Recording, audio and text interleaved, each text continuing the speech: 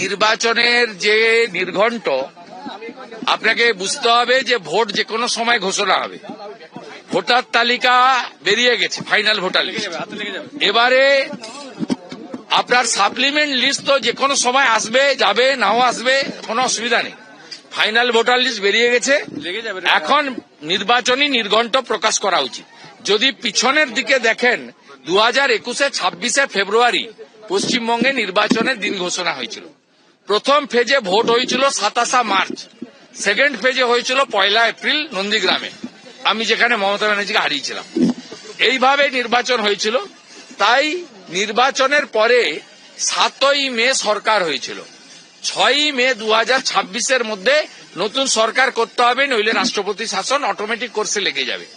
এর সাথে কেরালা, তামিলনাড়ু, আসামের ভোট আছে। সেখানে আমাদের যে নববর্ষের আগে পরে, বাংলা নববর্ষের আগে পরে, সেখানে বিহু থেকে শুরু করে অনেকগুলো রিজিওনাল ফেস্টিভ্যাল রয়েছে। তাই নির্বাচনী নির্ঘণ্ট তারা সব দিক বিবেচনা করে যত তাড়াতাড়ি সম্ভব তারা এই বিভিন্ন আঞ্চলিক উৎসবের কথা মাথায় রেখে তারা প্রকাশ করুক, আমরা চাইব।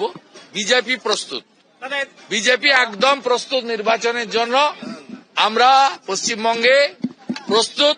আমাদের গৃহ সম্পর্ক অভিযান, আমাদের পার্টির যে সংগঠন মজবুতির সাথে আমরা করছি, এবং আজ থেকে আমরা জনগণের মধ্যে যাচ্ছি আমাদের পরিবর্তন যাত্রা নিয়ে।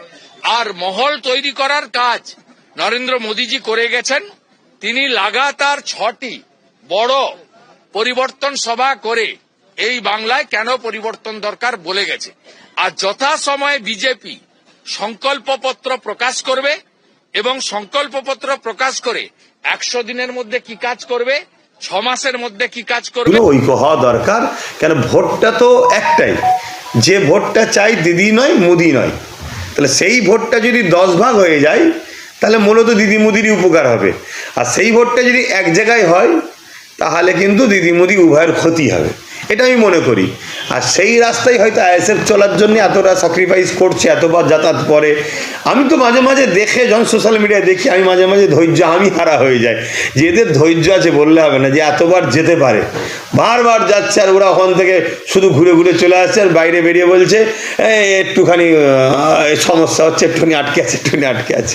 তো কী সমস্যা হচ্ছে ওরা আরও ভালো বলতে পারবে। যদি ওদেরকে জিজ্ঞেস করেন যারা নেতৃত্বরা যাচ্ছে, উত্তরটা ভালো দিতে পারবে। আপনি যে অভিযোগটা করছেন সেটা বামফ্রন্টের দিক থেকে অভিযোগ তারাও করতে পারে। কারণ ইতিমধ্যেই আপনাদের দলের চেয়ারম্যান নওশাদ সিদ্দিকী এবং আপনাদের রাজ্য কমিটির নেতা আব্দুল মালিক বলেছেন যে গতবার থেকে 65 সিট নেব, আমরা জোট করে ঐক্যবদ্ধ হয়ে লড়াই করবো। সেই জায়গায় আপনি বলছেন 10 সিট বেশি চাচ্ছে। না, এটা যখন আলোচনা হয়েছিল প্রথমবার তখন শুনেছিলাম 10টা।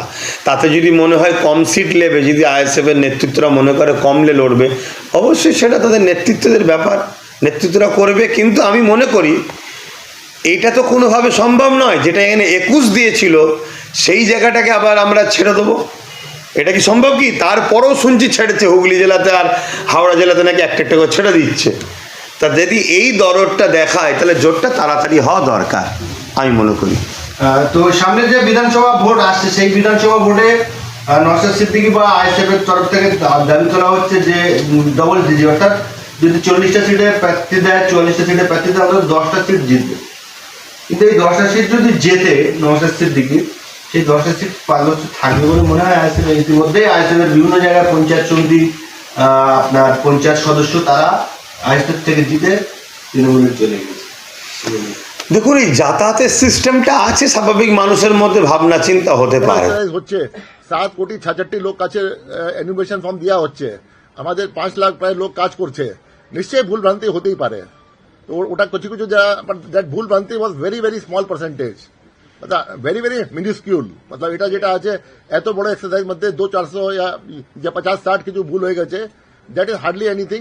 ওটা বি আমরা যে আছে যেখানে যেখানে ভুল এসছে আমরা অ্যাকশন নিয়েছি। আমরা যেখানে আমরা দেখলাম যে এটা ইচ্ছাকৃত ভুল হয়েছে, যেখানে লেজিটিমেট ভুল হয়েছে ওখানে আমরা ছেড়ে দিয়েছি, বরনা আমরা অ্যাকশন নিয়েছি। যখন আমরা আরাম করলাম, আপনার মেল ফিমেল রেশিও ছিল 956:1000, ফিমেল টু মেল রেশিও।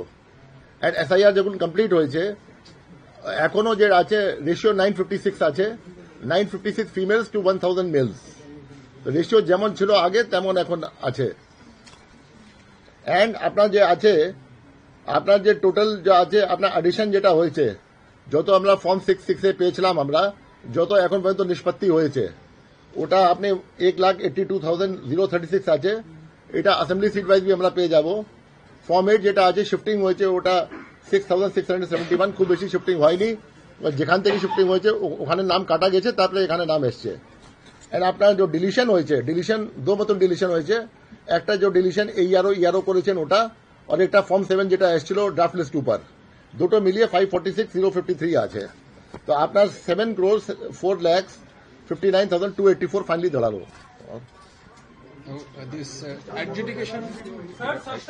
আচ্ছা, এরপরে যেটা আছে এর মধ্যে যে আছে 7,04,59,284 মধ্যে এডজুডিকেশন কেস আছে আপনার 60,06,675। এ যে আছে আমাদের যে লিস্ট থাকবে আজকে, ওর মধ্যে লেখা হবে আন্ডার এডজুডিকেশন। তো আন্ডার এডজুডিকেশন যেটা আছে এরা যেরকম এটা ডিসপোজাল হবে